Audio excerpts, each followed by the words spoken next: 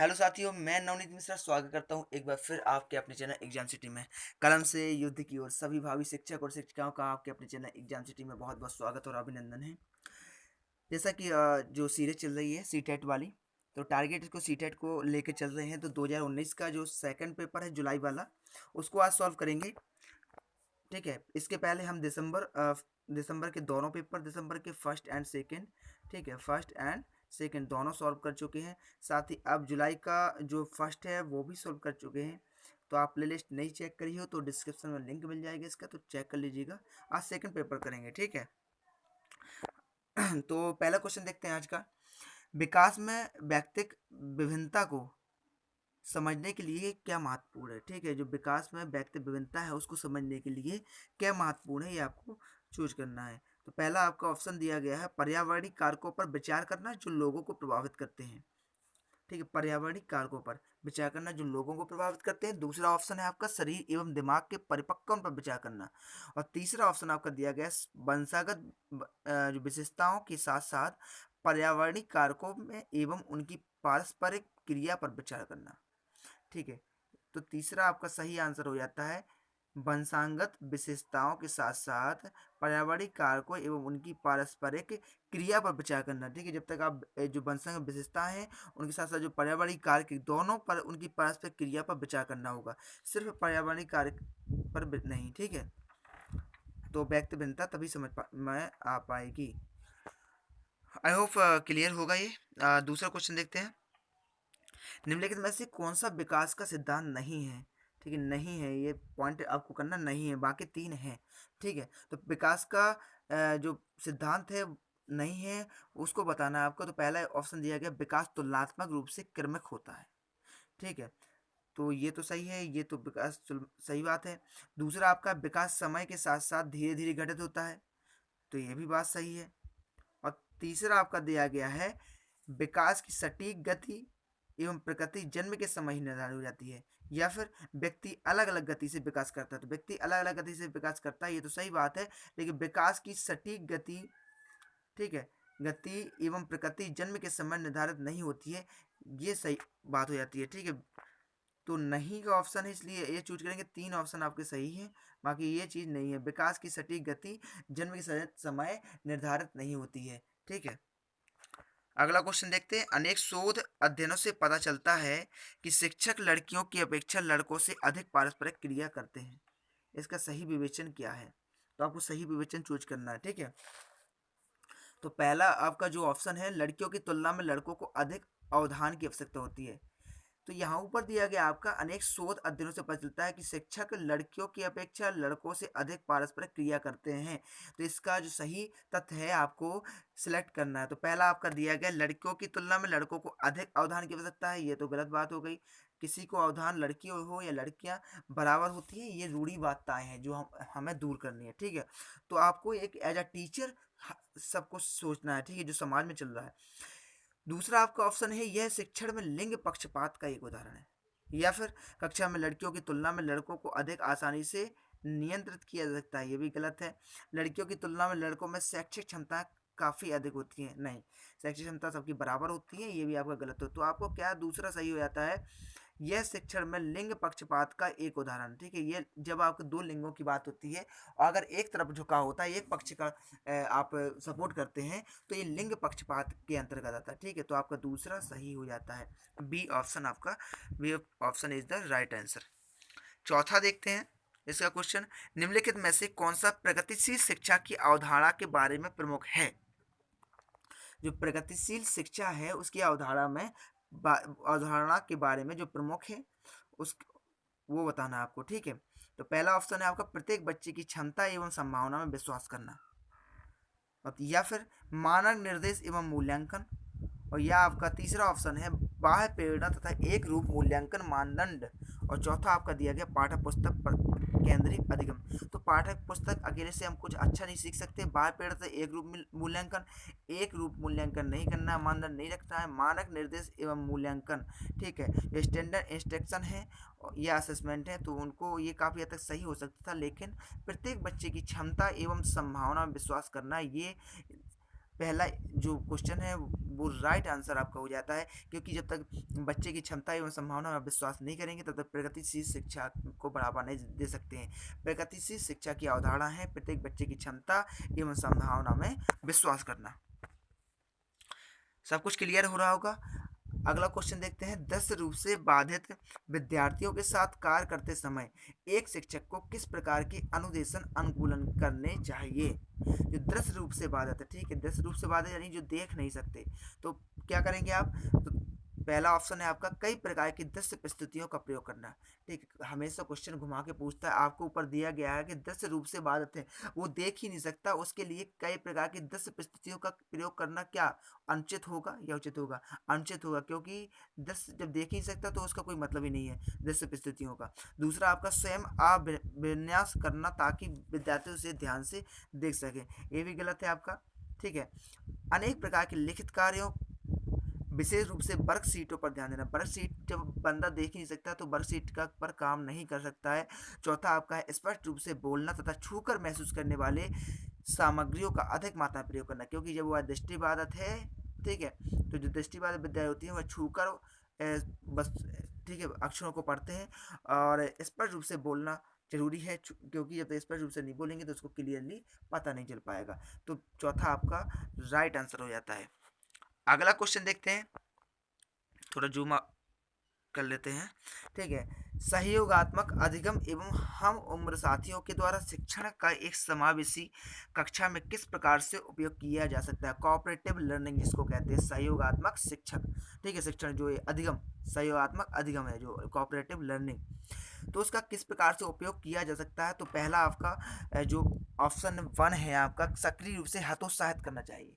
ठीक है, हतोत्साहित करना चाहिए, तो हतोत्साहित करने बस से कुछ नहीं होना है। ठीक है, दूसरा आपका कभी कभी प्रयोग करना चाहिए, ये तो आपका गलत हो, कभी कभी क्यों प्रयोग करें, पूरी तरह जब तक प्रयोग नहीं करेंगे तब तक हम अधिगम नहीं कर सकते हैं, प्रयोग नहीं करना चाहिए, ये भी आपका गलत है। चौथा आपका सक्रिय रूप से आगे बढ़ना चाहिए, चौथा आपका सही आंसर होता है। द जो क्वेश्चन का 4 ऑप्शन है ये राइट आंसर हो जाता है। ठीक है, अगला क्वेश्चन देखते हैं, निम्नलिखित में से कौन सा समावेशी कक्षा में सबसे अधिक महत्वपूर्ण है। जो समावेशी कक्षा क्या होती है, जब सबको इंक्लूड्स करके पढ़ाई की जाती है, सबको सबको सम्मिलित करके पढ़ाई की जाती है, तो उसको समावेशी कक्षा कहते हैं। ठीक है, तो पहला आपका दिया गया मानकीकृत परीक्षण, सबसे अधिक महत्वपूर्ण, आपको सबसे अधिक महत्वपूर्ण बताना है समावेशी कक्षा में सबसे अधिक महत्वपूर्ण क्या है। तो मानकीकृत परीक्षण, दूसरा है प्रतियोगी अधिगम को बढ़ावा देना, और जो प्रतियोगी है जो है कम्पिटिटिव लर्निंग, इसको हम प्रमोट नहीं करते हैं, सीडीपी को प्रमोट नहीं करती है। ठीक है, तो ये तो हटा गया। तीसरा आपका विशिष्ट शिक्षा योजना, तो विशिष्ट शिक्षा योजना यही आपका आंसर हो जाता है, सही आंसर हो जाता है। तो तीसरा इज द राइट आंसर आपका है जो इंडिविजुअलाइज्ड एजुकेशन प्लान। ठीक है, इंग्लिश में देख लेते हैं, ये है इंडिविजुअलाइज्ड एजुकेशन प्लान। जब का आपको हिंदी में कम समझ में आता है तो आप हिंदी भी चेक कर सकते हो, इंग्लिश भी चेक कर सकते हो, उसको जस्ट बगल में दिया होता है। तो अगला क्वेश्चन आपका है, अधिगमकर्ताओं एवं उनकी प्राथमिक विशेषताओं के मिलान युग्मों में से किन में से कौन सा, निम्नलिखित में से कौन सा सही है। ठीक है, तो आपको अधिगमकर्ता जो उनकी प्राथमिकता विशेषताएं हैं उनमें से युग्म में से कौन सा सही है ये आपको बताना है। ठीक है, तो आपका पहला है पठन अक्षमता अधिगमकर्ता। पठन अक्षमता क्या होती है ये आपको बताना है, जो मैच करता है धारा प्रवाह पढ़ने एवं लिखने में कमी होती है। ठीक है, या फिर सृजनात्मक अधिगमकर्ता क्या होता है, अति सक्रिय कार्य को पूरा करने में धीमे है, जो सृजनात्मक कहलाते हैं, जो क्रिएटिव होगा तो वह धीमा नहीं होगा। ठीक है, तो और तीसरा आपका है अवधारणात्मक कमी अधिगमकर्ता, यानी उच्च अभिप्रेरणा लंबे समय तक अवधान बनाए रखते हैं। और चौथा आपका श्रव्य क्षतिग्रस्त अधिगमकर्ता, यानी दृश्य सूचनाओं को समझ नहीं सकते। श्रव्य यहाँ सुनने से मतलब होता है और दृश्य यहाँ समझ नहीं, तो ये तो मैच नहीं हो रहा। आपका पहला जो आंसर है वो राइट आंसर हो जाता है। पठन अक्षमता यानी जो डिसलेक्सिया लर्नर्स हैं तो वो क्या होते हैं, धारा प्रवाह पढ़ने एवं लिखने में कमी होती है, वह एकदम फ्लो में नहीं पढ़ पाते हैं। ठीक है, गॉड को डॉग पढ़ते हैं, 100 को वाज पढ़ते हैं। ठीक है, गॉड को डॉग पढ़ देते हैं, 100 को वाज पढ़ देते हैं, लखनऊ को नखलऊ पढ़ देते हैं। तो इस तरीके से प्रॉब्लम आ जाती है पढ़ने में, तो वो डिसलेक्सिया वाले होते हैं जो धारा प्रवाह नहीं पढ़ पाते हैं। तो आपका जो पहला है वो राइट आंसर हो जाता है। अगला क्वेश्चन देखते हैं, एक समस्या को मूल एवं अपसारी समाधानों के साथ करने की योग्यता निम्नलिखित में से किसकी एक प्राथमिक विशेषता है। जो एक समस्या है को मूल अपसारी साधनों के साथ करने की योग्यता है, वह किसमें से वह किसकी एक प्राथमिक विशेषता होती है, फर्स्ट प्राइमरी जो विशेषता होती है वह किसकी होती है। ठीक है, तो आपको करना है। ठीक है, तो इसका दूसरा आपका सही आंसर हो जाता है सृजनात्मक बच्चों की। ठीक, किसकी होती है, सृजनात्मक बच्चों की। जो क्रिएटिव जिसका माइंड होता है, जो क्रिएटिव चिल्ड्रंस होते हैं, वह समस्या को मूल एवं अवसायी साधनों के साथ करने की योग्यता रहती है उनके अंदर। ठीक है, तो आपका जो दूसरा आंसर है वो सही हो, ऑप्शन सही हो जाता है। अगला क्वेश्चन देखते हैं। 10वां क्वेश्चन आपका जो है, थोड़ा जूम आउट कर लेते हैं, बड़ा क्वेश्चन है आपको जिससे प्रॉपर दिखता रहे। 10वां क्वेश्चन आपका है, निम्नलिखित में से कौन सा एक संरचनात्मक परिवेश के साथ अनुकूल नहीं हो सकता। जो संरचनात्मक परिवेश है उसके साथ अनुकूल नहीं हो सकता, कौन सा एक इसमें से ऑप्शन आपको चूज करना है। तो आपको ऊपर मिलता है आपका, ये पहला दिया गया है, विद्यार्थी सहयोगात्मक तरीके से कार्य करते हैं। तो इस सहयोगात्मक जो संरचना क्रिएटिव होती है, जो कंस्ट्रक्टिव एनवायरनमेंट होता है, वो कैसे बनता है, विद्यार्थी सहयोगात्मक तरीके से कार्य करते तथा आपस में कार्य केंद्रित वातावरण वार्ता में लगे रहने के लिए सहयोग दिया जाता है। तो ये पहला आपका सही आंसर हो जाता है। जब सहयोग से पढ़ेंगे आप किसी चीज़ को, सहयोग के द्वारा वार्तालाप करके डिस्कस करके पढ़ते हैं, तो बहुत ही अच्छी तरीके से वो माइंड में फिट हो जाती है आपकी बात। इसलिए एक संरचनात्मक जो परिवेश होता है वो सहयोगात्मक तरीके से बनता है। ठीक है, तो आपका पहला जो क्वेश्चन ऑप्शन है ये राइट आंसर हो जाता है 10वें नंबर क्वेश्चन का। अगला क्वेश्चन देखते हैं। एक शिक्षक को विद्यार्थियों को, ठीक है, जो एक शिक्षक है उसको विद्यार्थियों को डॉट डॉट निर्धारित करने के लिए प्रोत्साहित करना चाहिए के बजाय। एक जो शिक्षक है उसको कैसे प्रोत्साहित करना चाहिए विद्यार्थियों को और किसकी बजाय। ठीक है, जो के बजाय इसके। ठीक है, कि ये नहीं करना चाहिए, ये करवा चाहिए। तो आपको पहला जो 11वां पहला ऑप्शन दिया गया आपका, प्रदर्शन, एक शिक्षक को विद्यार्थियों को प्रदर्शन लक्ष्य निर्धारित करने के लिए प्रोत्साहित करना चाहिए अधिगम लक्ष्य की बजाय। या फिर असफलता से बचने के लिए लक्ष्य, अंक लेने के लिए लक्ष्य। तीसरा आपका दिया गया अंक लेने के लिए लक्ष्य, असफलता से बचने के लिए लक्ष्य। और चौथा आपका है अधिगम लक्ष्य और प्रदर्शन लक्ष्य। तो एक शिक्षक को विद्यार्थियों को अधिगम लक्ष्य निर्धारित करने के लिए, यानी लर्निंग जो उनका गोल्स हैं उनको निर्धारित करने के लिए, ठीक है, परफॉर्मेंस गोल्स यानी प्रदर्शन लक्ष्य को के बजाय, ठीक है, प्रदर्शन लक्ष्य की बजाय अधिगम लक्ष्य को प्रभावशाली बनाना चाहिए। ठीक है, उसी के लिए उसको प्रोत्साहित करना चाहिए। चौथा आपका जो है वो राइट आंसर हो जाता है। 12वां क्वेश्चन देखते हैं, थोड़ा स्पीड बढ़ाएंगे बिकॉज काफ़ी टाइम हो रहा है। ठीक है, निम्नलिखित में से कौन सा सार्थक असलीकरण के रूप में परिणत नहीं होता है। तो पहला आपका ऑप्शन दिया गया दोहराने एवं स्मरण करने को बढ़ावा देना। ठीक है, दोहराने एवं स्मरण करने को बढ़ावा देना निम्नलिखित में कौन सा अधिगम की सार्थक सरलीकरण के रूप में परिणत नहीं होता। आपको नहीं वाला चूज करना है, इसका मतलब 3 सही होंगे। ठीक है, या फिर ये दूसरा है उदाहरणों एवं गैर उदाहरणों का प्रयोग करना। तीसरा आपका है एक समस्या पर उनके अनेक तरीकों से विचार करने के लिए प्रोत्साहित करना। चौथा आपका दिया गया पहले से विद्यमान ज्ञान से नए ज्ञान को जोड़ना। ठीक है, तो आपके तीनों सही हो जाते हैं। पहले से विद्यमान ज्ञान से नए ज्ञान को जोड़ना, ये भी सही बात है। तीसरा आपका दिया गया है एक समस्या पर अनेक तरीकों से विचार करने की प्रोत्साहन करना, ये भी सही बात है। और दूसरा आपका उदाहरणों एवं गैर उदाहरणों दोनों का प्रयोग करना उचित होता है। पहला जो आपका है ये चीज़, पहला आपका आंसर है ऑप्शन है दोहराने एवं स्मरण करने को बढ़ावा देना, यह अधिगम के सार्थक सरलीकरण को परिणत नहीं करता है, इसलिए पहला आपका राइट आंसर हो जाता है। ठीक है, अगला क्वेश्चन देखते हैं। इनमें से कौन सा बाह्य अभिप्रेरणा का एक उदाहरण है। जो बाह्य अभिप्रेरणा है, जो एक्सटर्नल मोटिवेशन है उसको, ठीक है, उसका क्या कौन सा उदाहरण है, इनमें से आपको चूज करना है। ठीक है, पहला आपका है मैं बहुत अधिक सीखती हूँ जब मैं अपने कार्य करती हूँ। तो आपको पता जी ये अंतरात्मा वाली है, खुद का है, ये बाहरी नहीं, ये आंतरिक अभिप्रेरणा है। ठीक है, प्रेरणा 2 प्रकार की होती है, मोटिवेशन आपने चैप्टर पढ़ा होगा कि आंतरिक और बाह्य। तो ये आंतरिक वाली है, तो ये वाला तो आपसे गलत हो गया आपका। दूसरा है गृह कार्य करने में से अपनी अवधारणा को अच्छी तरह समझ पाती हो। तो खुद गृह कार्य कर रहे हैं तो अपनी अवधारणा को समझ पा रहे हैं, इसलिए ये भी गलत है, क्योंकि ये भी आपकी आंतरिक में आती है अवप्रेरणा में। और तीसरा आपका है मैं अपना गृह कार्य पूरा करती हूँ, क्योंकि शिक्षक प्रत्येक नियत कार्य के लिए हमें अंक देते हैं। तो ये यहाँ पर बाहरी मोटिवेशन मिल रहा है, अंक दे रहे हैं, शिक्षक दे रहे हैं, तो ये बाहर ये मोटिवेशन मिल रहा है, इसलिए ये काम कर रही है, गृह कार्य पूरी करती है, क्योंकि शिक्षक इसको अच्छे अंक देते हैं गृह कार्य करने पर। तो आपको इनमें से कौन सा बाह्य जो अवप्रेरणा है, तो तीसरा आपका ऑप्शन सही हो जाता है, बाह्य अवप्रेरणा तीसरा ऑप्शन आपका सही हो जाता है। अगला क्वेश्चन देखते हैं, एक प्राथमिक कक्षा कक्ष में एक शिक्षक को क्या करना चाहिए। ये प्राथमिक कक्षा कक्ष में एज ए टीचर आप कैसा रोल, जो एज ए टीचर आपका रोल है वह कैसा रहेगा, ठीक है, ये आपको बताना है। ठीक है, तो प्राथमिक कक्षा कक्ष में आपको क्या करना चाहिए, केवल गैर उदाहरण देना चाहिए। तो जब तक आप थ्योरी नहीं पढ़ेंगे तब तक आप अच्छी तरह से बच्चों को समझा नहीं पाएंगे, तो गैर उदाहरण देने बस से काम नहीं चलेगा। दूसरा आपका दिया गया उदाहरण एवं गैर उदाहरण दोनों देना चाहिए। या तीसरा आपका उदाहरण या गैर उदाहरण दोनों नहीं देना चाहिए। और चौथा आपका है केवल उदाहरण देना चाहिए।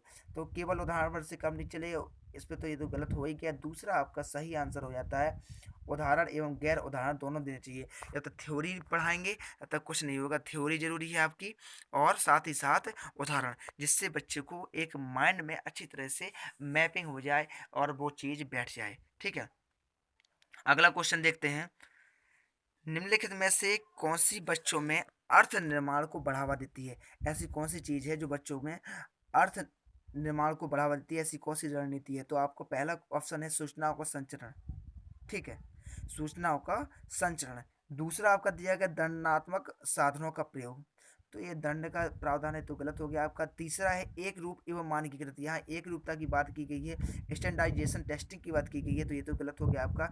चौथा आपका दिया अन्वेषण एवं परिचर्चा। सूचनाओं का संचरण काफ़ी हद तक सही था, लेकिन अन्वेषण एवं परिचर्चा ये आपका ऑप्शन सही होता है, क्योंकि एक्सप्लोरेशन और जो डिस्कशन है उसी के तौर जो रणनीतियाँ उसको बढ़ावा देंगे तभी अर्थ निर्माण बन पाएगा। सूचनाओं का संचरण आपको आपने 3-4 पार्ट पढ़ा दिए, 3-4 लेसन पढ़ा दिए बच्चों को, उतने बस से काम नहीं चलेगा। ठीक है, आपको पूरा उस पर चर्चा करनी पड़ेगी, उसका अन्वेषण करना पड़ेगा, एक्सप्लोरेशन करना पड़ेगा, तभी बच्चा अच्छे से सीख पाएगा। अगला क्वेश्चन देख लेते हैं, निम्नलिखित में से कौन प्रभावी अधिगम रणनीतियों के उदाहरण हैं। ठीक है, जो प्रभावी अधिगम रणनीतियों के उदाहरण हैं उन कौन से हैं निम्न में से। ठीक है, तो आपका पहला दिया गया लक्ष्य एवं समय सारणी निर्धारित करना। ठीक है, लक्ष्य एवं समय सारणी निर्धारित करना। दूसरा आपका दिया गया संगठनात्मक चार्टों एवं अवधारणाओं के नक्शे बनाना। और तीसरा आपको दिया गया उदाहरणों एवं गैर उदाहरणों के बारे में सोचना। चौथा दिया गया है हम उम्र साथी को समझना। और पांचवा आपका दिया गया है स्वयं से प्रश्न करना। तो आपके सभी जो दिए गए हैं प्रभावी अधिगम की रणनीतियों के सभी उदाहरण हैं, सभी सही हैं। पहला भी सही है, दूसरा, तीसरा, चौथा और पांचवा सभी सही है, इसलिए आपका तीसरा वाला सही हो जाता है। तीसरा जो ऑप्शन है सही हो जाता है, क्योंकि पांचों इसमें दिए गए हैं, तो पांचों जरूरी है प्रभावी अधिगम की रणनीतियों को बनाने के लिए। अगला क्वेश्चन देखते हैं, संरचनात्मक ढांचे में बच्चे को किस रूप में देखा जा सकता है। जो संरचनात्मक ढांचा है, कंस्ट्रक्टिव बेस्ड जो ढांचा है, तो उसको किस तरीके से किस रूप में देखा जा सकता है, इसको आपको बताना। पहला ऑप्शन आपको दिया है कोरी पटिया, तो ये तो गलत होगा। जो संरचनात्मक दिया गया है, तो कोई पटिया खाली स्लेट तो जैसे जीवन अनुभव के द्वारा पूर्ण रूप से आकार दिया जाता है, ये तो गलत हो गया आपका। दूसरा ऑप्शन दिया गया है आपका एक निष्क्रिय प्राणी जिसे अनुबंधन के द्वारा किसी भी रूप में आकार दिया जा सकता है या ढाला जा सकता है, ये भी गलत है। तीसरा आपका है एक समस्या या समाधान करने वाला तथा वैज्ञानिक अन्वेषक के रूप में, या फिर लघु वयस्क के रूप में जो सभी पक्षों जैसे आकार, संज्ञान एवं संवेग में वयस्क की तुलना में कम है। ठीक है, तुलना नहीं करनी है अपन को, तो ये भी गलत है। आपका तीसरा आंसर सही रहता है। 3 option is the right answer of this question. ठीक है, तो आपका एक समस्या समाधान करने वाला तथा वैज्ञानिक अन्वेषक के रूप में एक संरचनात्मक ढांचे में बच्चे को देखा जा सकता है। अगला क्वेश्चन देखते हैं, अपनी कक्षा में सहयोगात्मक अधिगम का प्रयोग करते समय एक शिक्षक की भूमिका किस प्रकार की होती है। ठीक है, जो अपनी कक्षा होती है उसमें सहयोगात्मक अधिगम का प्रयोग करते समय जो शिक्षक होता है, अब एज अ टीचर आपको देखना है किस प्रकार से आप भूमिका अदा कर पाते हैं। तो पहला आपका ऑप्शन दिया गया कक्षा को छोड़ देना तथा बच्चों को स्वयं कार्य करने को देना। ये गलत है, आपको कक्षा में पढ़ाना चाहिए, सहयोगात्मक की भावना लानी है। तो दूसरा आपका सहयोगात्मक होना, ठीक है, तथा प्रत्येक समूह की निगरानी करना, दूसरा आपका ऑप्शन सही है। तो second option is the right answer, सहयोगात्मक होना तथा प्रत्येक समूह की निगरानी करना, जिससे कि अच्छा वहाँ पर माहौल बन सके क्लास में। तो आपको ये सब चीज़ें एक्टिविटीज तो प्रतिक्रिया करना बहुत जरूरी है। अगला क्वेश्चन देखते हैं, बच्चों की गलत फहमियाँ यानी गलतियाँ एवं भ्रांत धारणाएं कौन सी हैं? शिक्षण अधिगम प्रक्रिया के लिए रुकावट एवं विघ्न है। जो बच्चों की गलतियाँ होती हैं और भ्रांत धारणा होती हैं, वह कौन इनमें से कौन है, ये आपको बताना है। तो पहला आपका दिया गया है शिक्षा अधिगम प्रक्रिया के लिए रुकावट एवं विघ्न है। दूसरा ऑप्शन है शिक्षण अधिगम प्रक्रिया में अनदेखी करनी चाहिए। या तीसरा आपका है सूचित करती हैं, जो बच्चों की गलतियां एवं भ्रांत धारणाएं सूचित करती हैं कि बच्चों की क्षमताएं वयस्कों की तुलना में बहुत निम्न स्तर की होती है। आपको निम्न स्तर की नहीं बता सकते, ठीक है, क्योंकि ये गुणों में अलग हो सकती है। ये कल भी चर्चा अपन ने की थी, गुणों में अलग हो सकते हैं लेकिन निम्न स्तर की नहीं कह सकते उसको। तो चौथा ऑप्शन आपका है शिक्षण अधिगम प्रक्रिया में एक महत्वपूर्ण कदम है, ठीक है। तो चौथा आपका राइट आंसर रहता है, क्योंकि शिक्षण अधिगम प्रक्रिया में एक महत्वपूर्ण कदम है। बच्चे अपनी गलतियों से और भ्रांत धारणाएं से ही सीखते हैं। जब उनके कॉन्सेप्ट क्लियर होंगे तभी वो सीखेंगे, पहले मिस्टेक करेंगे। तो कह सकते हैं अपन लोग जो कि this is a part of teaching learning process, ठीक है। जो गलतियां होती हैं वो बच्चों की एक भाग है, सीखने का भाग है, ठीक है। जब तक गलतियां नहीं करेंगे तब तक बच्चे सीखेंगे नहीं। अगला क्वेश्चन देखते हैं। यहाँ पर इंसान जो है वो गलतियों से सीखता है, अपनी खुद की गलतियों से।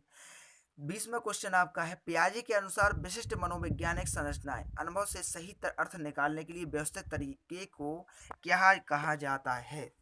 तो पियाजे के अनुसार जो विशिष्ट मनोविज्ञान संरचना है, अनुभव से सही अर्थ निकालने के व्यवस्थित तरीकों को क्या कहा जा सकता है?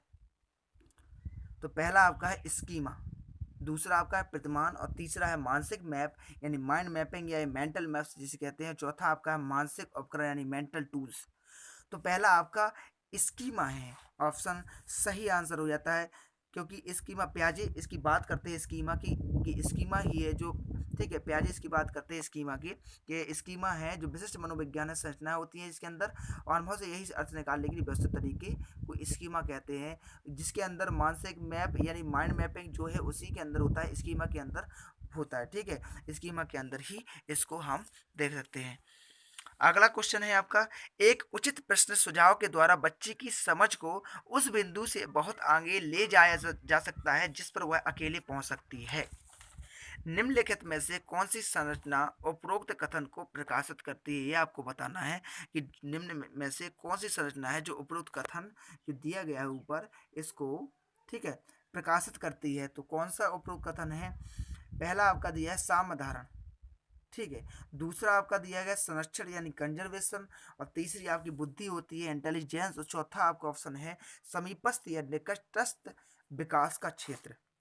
तो 21 का आपका चौथा आंसर सही होता है समीपस्थ या निकटस्थ विकास का क्षेत्र।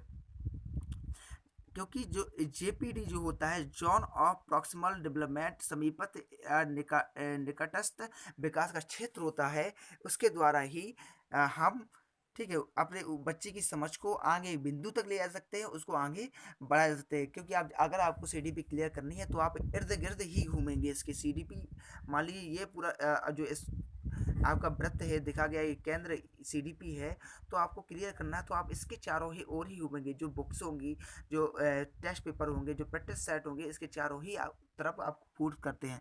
तो एक बिंदु है जो आपको सीडीपी तक ले जाएगा, ठीक है, सीटेट तक ले जाएगा, सॉरी।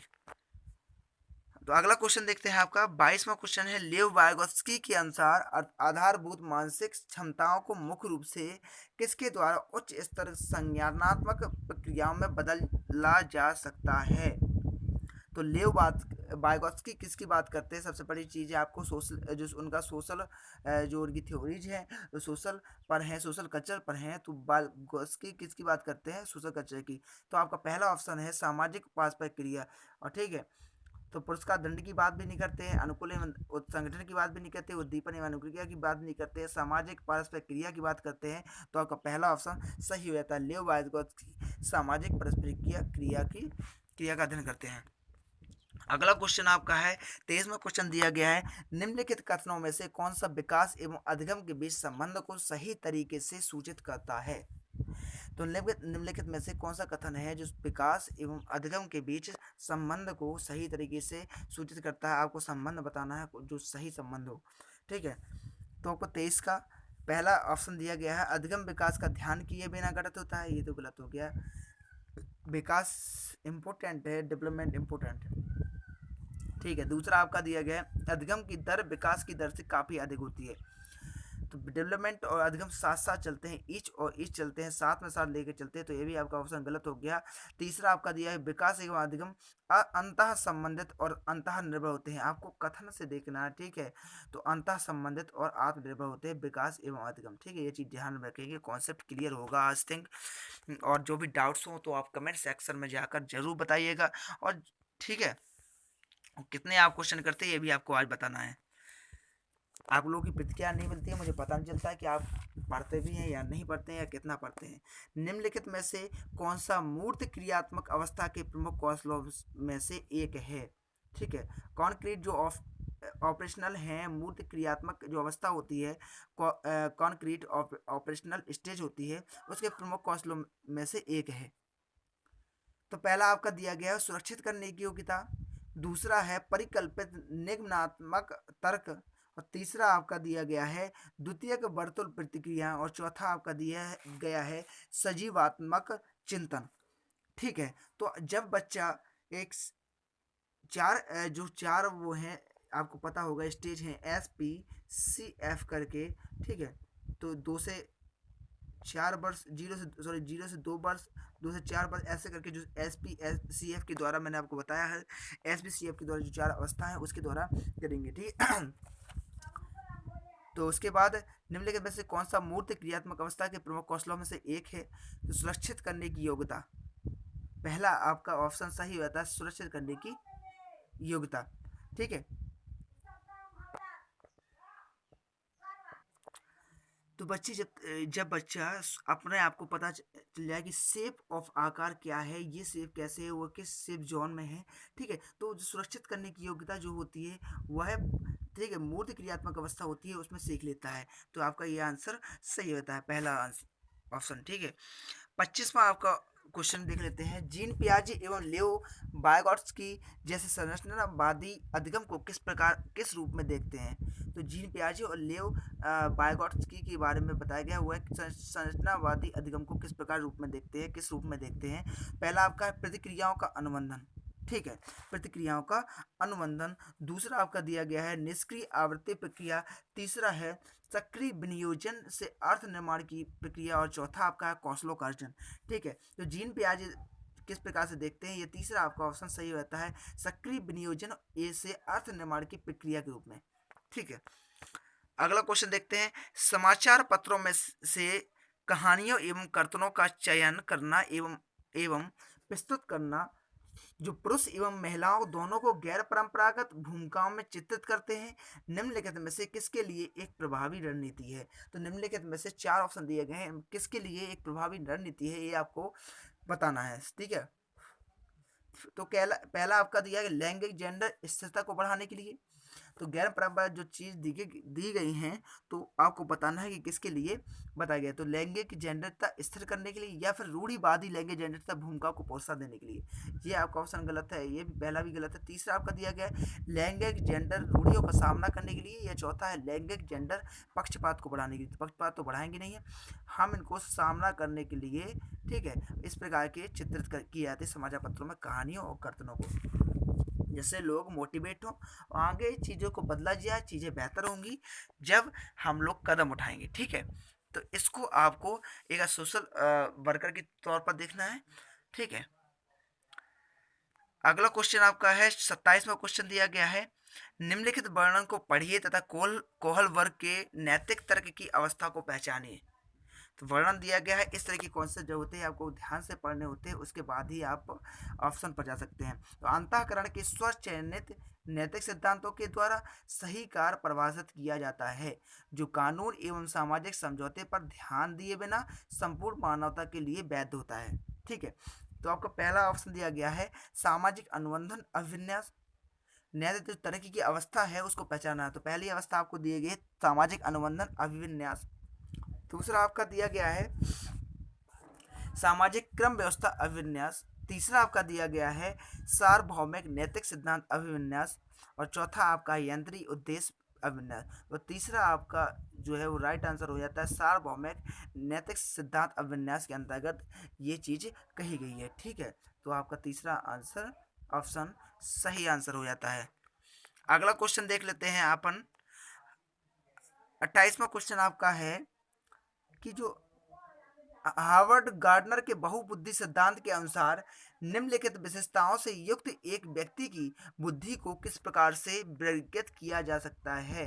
ठीक है, जो विशेषताएं हैं ये देख लीजिए व्यक्ति की कौन सी है। दूसरों की मनोदशा, स्वभाव, प्रेरणा तथा अभिप्राय को उचित तरीके से पता लगाने एवं प्रतिक्रिया करने की योग्यता, ये योग्यता है उस के अंदर। तो आप उसकी बुद्धि को किस प्रकार से वर्गीकृत किया जा सकता है, तो कौन सी बुद्धि कहेंगे आप, ये आपको बताना है। तो जो बुद्धि के प्रकार है वो गार्डनर के अनुसार 8 है। ठीक है, ऐसे तो कई प्रकार है, 12 13 11 प्रकार बताए गए हैं अलग अलग सिलेबस में। तो एनसीईआरटी के तौर पर जो आपको देखना है, तो एनसीईआरटी के तौर पर देखेंगे तो आपको बुद्धि के 8 प्रकार बताए गए हैं गार्डनर के द्वारा। ठीक है, तो आप एनसीईआरटी पर जाएंगे और जो उसके अनुसार है तो ये कौन सी ये जो विशेषता है वो किस में दिखती है, ये क्या कहलाएंगी, कौन सी बुद्धि होती है, तो आपको बताना है। दूसरों की समझ लेते हैं एक बार फिर से। दूसरों की जो मनोदशा होती है, स्वभाव, प्रेरणा तथा अभिप्राय को उचित तरीके से पता लगाना तथा प्रतिक्रिया करने की योग्यता। जब आप किसी के दूसरे को पढ़ लेते हैं, उसकी जो प्रतिक्रिया होती है ठीक उसी प्रकार से वो जवाब देते हैं और एक माहौल ऐसा क्रिएट कर देते हैं कि लोग आपकी बात से मानते हैं। ठीक है, आप समझते हैं कि ये व्यक्ति समझदार है। आप दूसरों की जब तक बातें समझ लेते हैं, ये अंतः व्यक्तिक, ठीक है, अंतः व्यक्तिक के द्वारा आता है। अंतरा व्यक्तिक दिया गया है, ये अपने के लिए यूज होता है, खुद की बातें समझने के लिए यूज होता है, उपयोग होता है। और जो अंतः व्यक्तिक है, यह बाहरी जो बातें दूसरों की बातें होती हैं, दूसरों की मनोदशा पहचानने, स्वभाव पहचानने, ठीक है, उनकी प्रेरणा तथा अभिप्राय को पहचानने के लिए जो प्रयोग करते हैं, तो अंतः व्यक्तिक होता है। अगर आप दूसरों की बातों को समझते हैं और ठीक उसी प्रकार से रिएक्ट करते हैं, तो ये आपके अंदर जो बुद्धि है, ये गुण है, ये अंतः व्यक्तिक कहलाती है। ठीक है, अगला क्वेश्चन देखते हैं। बच्चों के मूल्यांकन के लिए निम्नलिखित में से, ठीक है, कौन से कारण होने चाहिए, जो बच्चों का मूल्यांकन है उनमें से कौन से कारण होने चाहिए। पहला आपका दिया गया है बच्चों को गैर उपलब्धि वाले, निम्न उपलब्धि वाले, औसत एवं उच्च उपलब्धि वाले के रूप में अलग करना। तो इस प्रकार से एक क्लासिफिकेशन है, ये आप गलत है, क्लासिफिकेशन कभी नहीं आपको करना है। ठीक है, दूसरा आपका दिया है कक्षा में शिक्षण अधिगम प्रक्रिया में सुधार करना। और तीसरा आपका दिया समय के साथ बच्चों में होने वाले अधिगम परिवर्तनों एवं प्रगति के बारे में पता लगाना। और चौथा आपका दिया गया है, ठीक है, बच्चे की क्षमताओं एवं संभावनाओं, सशक्त पक्षों की चुनौतीपूर्ण पक्षों के बारे में पिता के साथ चर्चा करना। तो आपका उद्देश्य का चौथा सही होता है कि बच्चों की क्षमताओं और संभावनाओं, सशक्त बच्चों पक्षों की एवं चुनौतियों के पक्ष बारे में माता पिता के साथ चर्चा करना आपका सही बच्चों का मूल्यांकन होता है। ठीक है, इस चर्चा करनी चाहिए कि आपका बच्चा कैसा है, कैसा नहीं है, हम कितना पढ़ा पा रहे हैं, कितना चीज़ें, तो ये सब आपको चर्चा करनी है। ठीक है, तो आपका ये तीनों हैं।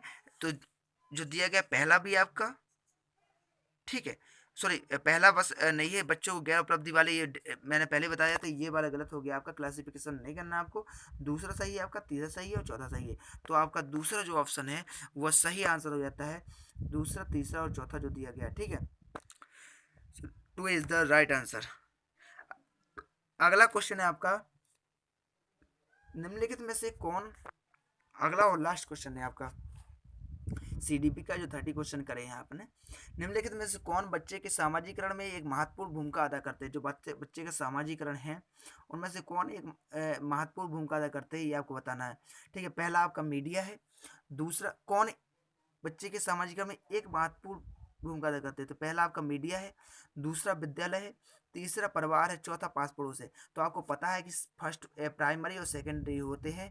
ठीक है, जो भूमिका अदा करते हैं, तो प्राइमरी और सेकेंडरी उसके सामाजिक जो सोशलाइजेशन होता है। तो जो प्राइमरी परिवार पड़ोस है, जो प्राइमरी है आपका, विद्यालय, मीडिया, ये सेकेंडरी है। तो चारों आपके हैं जो एक सामाजिकरण में महत्वपूर्ण भूमिका अदा करते हैं, इसलिए आपके चारों सही है। तो तीसरे जो ऑप्शन दिया गया उसमें first, second, third and fourth 4 option दिए गए हैं, इसलिए तीसरा वाला आंसर आपका ऑप्शन सही आंसर हो जाता है।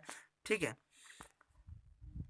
तो आप बस सीडीपी में 30 क्वेश्चन थे, आपने 30 में कितने किए ये आपको बताना है। 30 में आपको आपने कितने क्वेश्चन किए हैं ये आपको आज कमेंट सेक्शन में बताना है, तभी मैं एक आपका अनुमान लगा सकता हूँ कि मेरी जो चीज़ें हैं सही हो पा रही हैं नहीं हो पा रही हैं, ये आप टिप्पणी करके जरूर बताएं। ठीक है, साथ ही वीडियो को लाइक कर दीजिए अगर वीडियो अच्छी लगी है। वैसे ही आप लोग शेयर करते हैं और लाइक करते हैं, लेकिन कभी कभी भूल जाते हैं, इसलिए याद दिलाना जरूरी होता है। और अगर हमारे चैनल पर आप नए हैं तो चैनल को लाल बटन को दबाकर सब्सक्राइब कर दीजिए, साथ ही बेल आइकन को प्रेस कर दीजिए, जिससे आगे आने वाली वीडियो को नोटिफिकेशन सबसे पहले आप तक पहुँचे। ठीक है, फिर मिलते हैं नए वीडियो के साथ। इसी प्रकार से हम पूरी सीडीपी सॉल्व करेंगे इस पेपर्स की, जितने प्रीवियस ईयर के पेपर्स हैं। उसके बाद फिर हम बहुत जल्द एक ही दिन में 2-3 पेपर सॉल्व करेंगे, पेपर्स के जो चीज़ें हैं, तो ये क्लियर होता जाएगा। थोड़ा सपोर्ट चाहिए, आप लोगों का सपोर्ट बनाए रखिए। थैंक यू सो मच, बहुत बहुत ख्याल रखिएगा अपना। फिर मिलते हैं नए वीडियो के साथ। जय हिंद, जय भारत।